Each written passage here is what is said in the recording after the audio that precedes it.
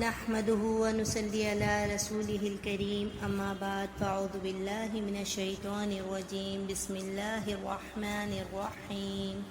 رب اشرح لي صدري ويسر لي امري واحلل عقدة من لساني يفقهوا قولي السلام علیکم ورحمۃ اللہ وبرکاتہ۔ آج ہم سورہ ملک کی آیت نمبر 21 پڑھیں گے۔ امن کون، ہذا الذی وہ ذات، یرزقکم جو تم کو رزق دے، ان اگر امسکا روک لے تم سے، رزقہ اللہ اپنا رزق، بلکہ لجو وہ جھگڑالو ہیں، فی عتوبن سرکشی میں، ونفور اور حق سے نفرت میں مبتلا ہیں۔ با محاورہ ترجمہ اس کا اس طریقے سے ہوگا، امن ھذا الذی یرزقکم، کون ہے وہ ذات، یرزقکم جو تم کو رزق دے، ان امسک رزقہ اگر اللہ اپنا رزق تم سے روک لے، بل لجو بلکہ وہ جھگڑالو ہیں، فی عتوبن سرکشی میں پڑے ہوئے ہیں، ونفور اور وہ حق سے نفرت میں مبتلا ہیں۔ پولیٹیکل سائنس کا ایک رول ہے پیس اینڈ پراسپیرٹی کا، اور وہ رول یہ ہے کہ جب کوئی ملک اپنے ملک میں پیس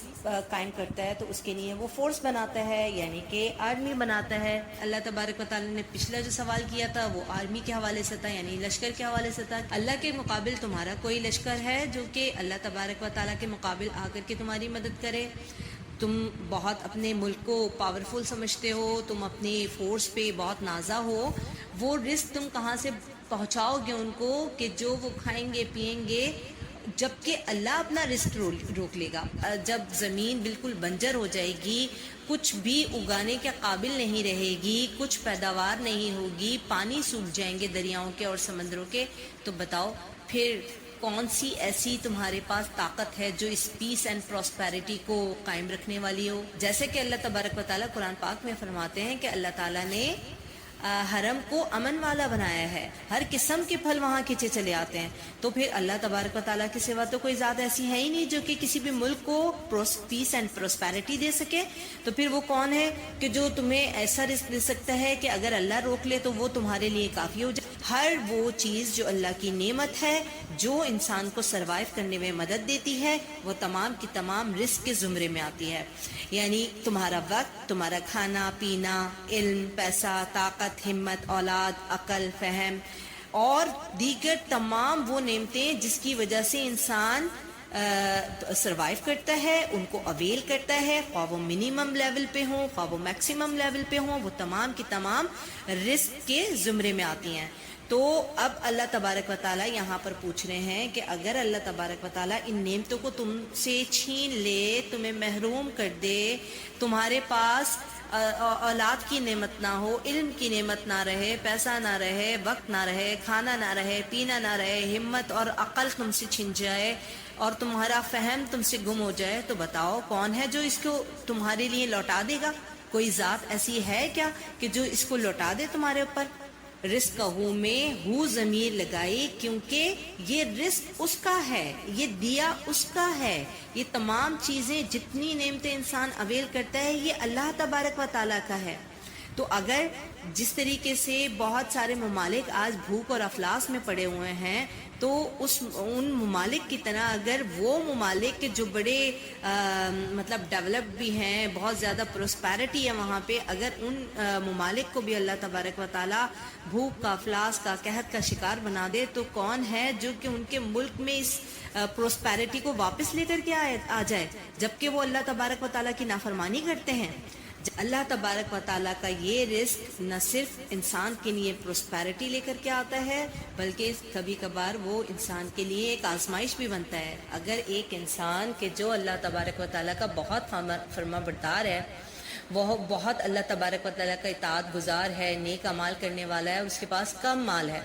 اور ایک دوسرا شخص ہے کہ جو بہت زیادہ گناہ کرنے والا ہے، اللہ کی نافرمانیاں کرتا ہے، اللہ کی حدود توڑتا ہے اور وہ شخص ہو اور اس کے اوپر اللہ تبارک و تعالیٰ کا رزق برس رہا ہو، اس کو اللہ تعالیٰ نے مال اور دولت سے نوازا ہو، مال سے نوازا ہو، اولاد سے نوازا ہو، عقل و فہم سے بھی نوازا ہو، لیکن وہ عقل و فہم اس کے لیے کسی کام کا نہ ہو جبکہ وہ نافرمان انسان ہو، تو یہ اللہ تبارک و تعالیٰ کی آزمائش نہیں ہے؟ تو کیا کہ اللہ تبارک و تعالیٰ نعمتیں دے کر بھی آزماتا ہے اور اللہ تبارک و تعالیٰ نعمتیں لے کر بھی آزماتا ہے۔ ایک اس انسان کی نعمت کو دیکھا جائے کہ جس کے پاس یہ نعمت نہیں ہے دولت کی، لیکن اس کے پاس نیک اعمال کی دولت ہے۔ ہر انسان جو اس دنیا میں موجود ہے اس کے پاس ہر وقت کوئی نہ کوئی ایک نعمت ضرور موجود ہوتی ہے اور وہ اس کا رزق ہوتا ہے۔ اگر ہم بالکل منیمم لیول پر بھی چلے جائیں تو ہر انسان اس وقت سانس لے رہا ہے اور یہ اللہ تبارک و تعالیٰ کی نعمت ہے، تو اس کا مطلب ہوا کہ کوئی انسان بھی ایسا نہیں ہے دنیا میں کہ جو کسی وقت میں اللہ کی نعمت سے محروم ہو، خواہ وہ اللہ تعالیٰ کا فرمانبردار ہو یا اللہ تبارک و تعالیٰ کا نافرمان ہو۔ پھر آخر میں اللہ تبارک و تعالیٰ نے 3 ایسے بیہیویئر نوٹ کروائے کہ وہ 3 بیہیویئر انسان کو حق بات کے سننے سے دور کر دیتے ہیں۔ وہ 3 بیہیویئر ایسے ہیں کہ جب ان کے سامنے کوئی عقل کی بات کی جاتی ہے، ان کو عقل کی بات پہنچائی جاتی ہے، اللہ کی آیات ان پہ پڑھی جاتی ہیں، اللہ کے احکامات کا جو درس ہے ان تک پہنچایا جاتا ہے، تو وہ 3 کام کرتے ہیں اور وہ یہ 3 کام کر کے اسی فسق میں، اسی غیر عادلانہ نظام میں، وہ اسی نافرمانی کے بیہیویئر میں پڑے رہتے ہیں۔ پورے ملک کے ابتدائی حصے میں ہم نے پڑھا تھا کہ جب اصحاب سعیر سے پوچھا گیا کہ تمہارے پاس کوئی نذیر آیا تھا، تو انہوں نے اس کے جواب میں یہ کہا تھا کہ ہاں ہمارے پاس نذیر نہیں بلکہ ہمارے پاس بہت سے نذیر آئے تھے، مگر ہم نے کیا کیا، ہم نے ان کی بات کو نہیں سنا اور ہم نے ان کی بات کو سمجھا نہیں۔ لو كنا نسمع ونعقل، اگر ہم ان کی بات کو سن لیتے اور اگر ہم ان کی بات کو سمجھ لیتے تو ہم اصحاب سعیر میں سے نہ ہوتے۔ تو یہ جو انہوں نے سنا نہیں اور اس کو سمجھا نہیں، تو اس نہ سننے اور سمجھنے میں یہ 3 بیہیویئر ایسے ہیں جو کہ بیچ میں ایک بیریئر بن جاتے ہیں کہ انسان حق کی بات کو سنتا نہیں ہے، یعنی لجو ہوتا ہے، بہت سخت جھگڑالو ہوتا ہے، آرگیومنٹیٹو ہو جاتا ہے، بہت زیادہ بنا دلیل باتیں کرتا ہے، اپنی آواز اپنی ٹون کو اونچا کرتا ہے اور ایسی بحث کرتا ہے جس کا کوئی فائدہ نہیں ہوتا۔ اس کے بعد فرمایا کہ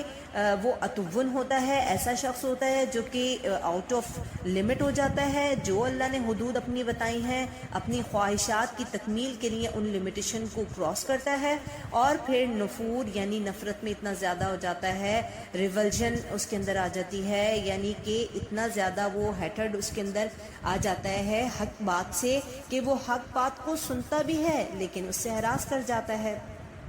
اور قریش مکہ بھی تو ایسے ہی تھے، یعنی انہوں نے دل سے تو اس بات کو مان لیا تھا کہ اور قرآن ایک معجزانہ کلام ہے، لیکن اس کے باوجود وہ اس بات کو اپنے منہوں سے ایکسیپٹ نہیں کرتے تھے، اس کے اندر ان کی ایکسیپٹنس والی مینٹلٹی نہیں تھی۔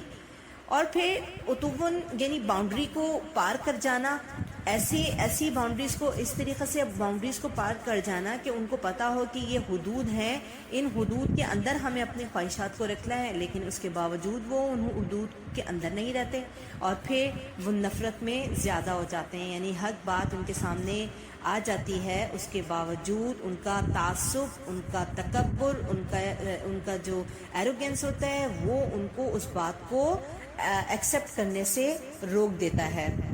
اچھا، اس کی مثال ہم اپنی زندگی سے اس طریقے سے بھی لے سکتے ہیں کہ بہت سارے لوگ یہ آرگیومنٹس کرتے ہیں کہ بھائی یہ جو مولوی لوگ ہیں یہ تو بھائی اپنی باتیں کرتے ہیں، اب ہمیں دنیا کے ساتھ بھی تو چلنا ہے، ہمیں معاشرے کے ساتھ چلنا ہے، اگر ہم اسلام کو پورا فالو کر لیں گے، اگر ہم بالکل وہ شٹل کاک برقعے پہن کر کے بیٹھ جائیں گے تو ہم کام کیسے کریں گے، ہم کس طریقے سے اپنے آپ کو اپنا اسکلز کو منوائیں گے، یا پھر تھوڑا بہت تو جھوٹ بولا جا سکتا ہے، یا تھوڑی بہت تو پالیٹکس کی جا سکتی ہے، یا تھوڑا بہت تو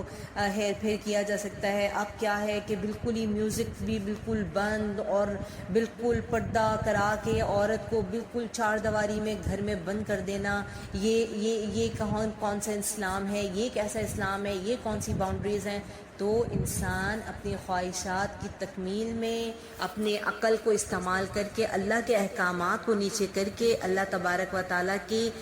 آیات کو جھٹلا کے جس طریقے سے ماڈرنزم لانا چاہتا ہے، جس طریقے سے اپنے آپ کو گرو کرنا چاہتا ہے اور جس طریقے سے اپنے دنیا کو اویل کر کے اپنی آخرت کو برباد کرنا چاہتا ہے، تو پھر اس طریقے سے تو وہ خسارے ہی میں پڑے گا۔ اس لیے اللہ تبارک و تعالیٰ یہ تمام باتیں انسان کے سامنے پیش کر کے یہ بیان کرنا چاہتے ہیں کہ دیکھو اللہ تبارک و تعالیٰ کی پاور ہے، اللہ تعالیٰ تمہیں رزق دے رہا ہے، ہر چیز کا خالق مالک اللہ ہے، وہ بابرکت رب ہے، وہ رحمان رب ہے، وہ رب اپنے بندوں سے بے انتہا پیار کرتا ہے اور ان کی تمام نعمتوں میں برکت دینے والا بھی وہی رب ہے۔ اسی سے دعا کی جائے، نیک اعمال کیے جائیں اور فسق و فجور کا راستہ اور ایسا راستہ کہ جو اللہ تعالیٰ کی ناراضگی کا سبب بنتا ہے اس سے بچا جائے۔ اور اگر انسان ایسا رویہ اختیار کرتا ہے تو پھر اس کے لیے خسارے کے سوا کچھ بھی نہیں ہے۔ آخر میں اللہ تبارک و تعالیٰ سے دعا ہے کہ اللہ تبارک و تعالیٰ ہمیں ایسے رویوں سے محفوظ فرمائے۔ ہم میں سے بہت سے ایسے لوگ ہیں، میں آپ، ہم ایسی چھوٹی چھوٹی باتوں میں بھی اس طرح کا رویہ بعض اوقات کر جاتے ہیں۔ بعض اوقات ہم کلیم کر جاتے ہیں کہ بھائی یہ کیوں ہو رہا ہے یا وہ کیوں ہو رہا ہے، کہ اللہ تبارک و تعالیٰ ہمیں نیک راہ عطا فرمائے اور ہمیں اس طرح کے بیہیویئر سے محفوظ فرمائے جو انسان کو فسق و فجور میں مبتلا کر دے اور پھر اس کے لیے آخرت میں صرف خسارہ ہو۔ اللہ تبارک و تعالیٰ ہمیں جنت الفردوس عطا فرمائے، ہماری مغفرت فرمائے، آمین ثم آمین۔ سبحانک اللہم و بحمدک، نشہد ان لا الہ الا انت، نستغفرک و نتوب الیک۔ السلام علیکم ورحمۃ اللہ وبرکاتہ۔